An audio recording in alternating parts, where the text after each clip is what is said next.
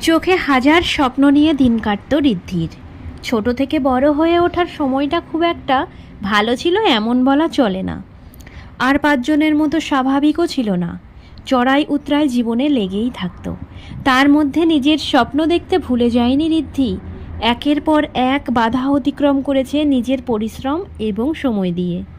অনেক পরিশ্রম জলাঞ্জলি গেছে, সেদিকে তোয়াক্কা করেনি সে।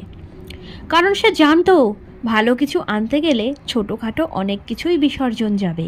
সেদিকে নজর দিলে উঁচু লক্ষ্য থেকে নজর সরে যেতে পারে। তাই সে ক্রমাগত লড়াই চালিয়ে যায় নিজের জীবনটাকে প্রতিষ্ঠিত করার জন্য, নিজের পায়ে দাঁড়ানোর জন্য।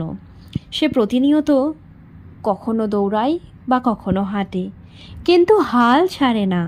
নিয়তির পরিহাসে সমস্ত সংসারের দায়িত্ব নিতে হয়েছিল, কিন্তু তাতে কখনো কুণ্ঠা বোধ করেনি। একা হাতে দায়িত্ব সামলে ঘর সংসার সমস্তটা সামলে রাতের পর রাত জেগে স্বপ্ন পূরণের জন্য লড়াই করে যেত। তার কাছে যেটা কঠিন পরিশ্রম, বাকি সবার কাছে ছিল প্রচণ্ড নগণ্য। কিন্তু সেই কথাতেও তার কিছু যায় আসেনি, কারণ সে জানতো সে কতটা আত্মত্যাগী। কিন্তু পৈশাচিক মানুষ, সে কেবল ভাঙতে জানে, গড়তে জানে না। ভাঙতে জানে কেবল প্রতিভাকে।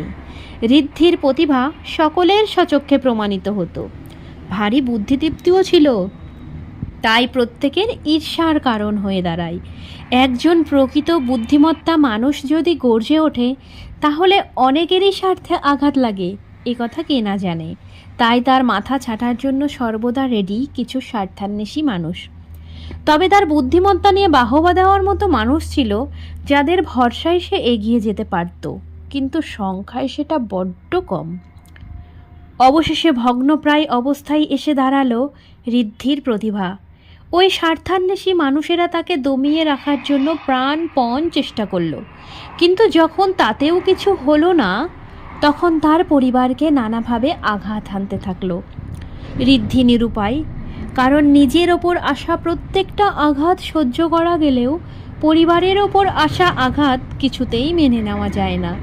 ধীরে ধীরে পরিবার যেন তার দিকে আঙুল তুলতে লাগলো।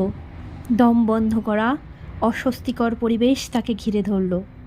অবশেষে নিরুপায় হয়ে হাউ মাউ করে কাঁদতে কাঁদতে মনস্থির করল সে তার বৃহত্তর লক্ষ্য থেকে সরে এসে গৃহকর্মে নিপুণ হবে। যাকে গর্জে উঠতে দিলে হাজার হাজার মানুষের স্বস্তির শ্বাস ফেলার মতো একটা জায়গা তৈরি হতো, যেটা তৈরি করার জন্য সে উদ্যত হয়েছিল, আজ সে চার দেওয়ালের মধ্যে বন্দী। একেই হয়তো বলে নিয়তি। তবে নিয়তির দোহাই দিয়ে সে থেমে থাকেনি। তার বুকের মধ্যে ছাই চাপা আগুনের মতো দগ্ধে দগ্ধে ধোঁয়া ছাড়ছে।